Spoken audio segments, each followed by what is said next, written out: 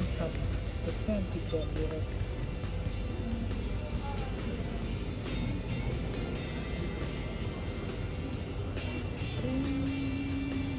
ขนมข้องเจอขนมไข่กุ้งนี่ยกลองอันนี้ยกลองอันนี้แต่ว่ามีคนว่าต้องน้อยโปรดบุขอย่ำมีหน้าแสบต้องน้อยโปรดบุขอย่ำผู้จีซื้อว่าโตเกียวโมจิโตเกียว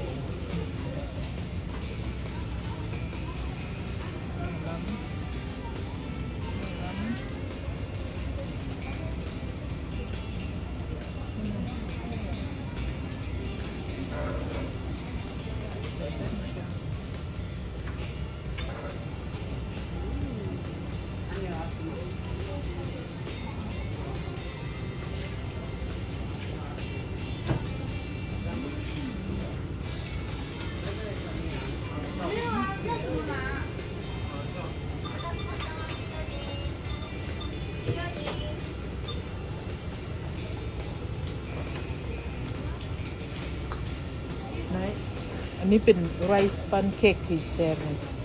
เอาหรอ มันเข้าอ่ะคันเดียว มันเข้าอ่ะ นี่ พรีเมียมมิลค์เค้ก เค้กนมสดได้ไหม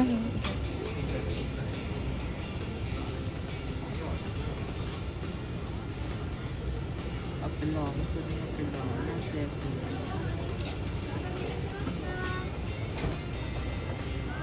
นะฮะ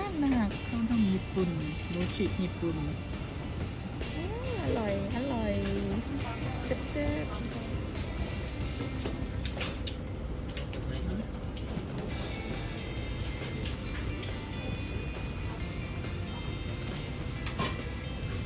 ทำเสื้อเอาเดินญี่ปุ่นละมันจะขนมแซ่บสาเขียวเค้กสาเขียวในมันเป็นแบบหมี่แบบเป็นคุกกี้แต่ก็ไม่นี่ว่าตัวนี้เป็นตะลองเลยนี่มันยังตัวนี้ก็ครับ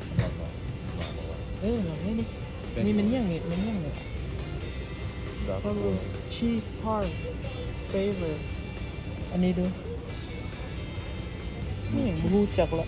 มัทฉะนี่มันตัวกรีนทีนี่เลยนะเนี่ยก็เลย50 เป็น150แต่เกือบ10 นม เบา เบิ่งสภาพคนซื้อขนมกิน ๆเบาๆเลย เ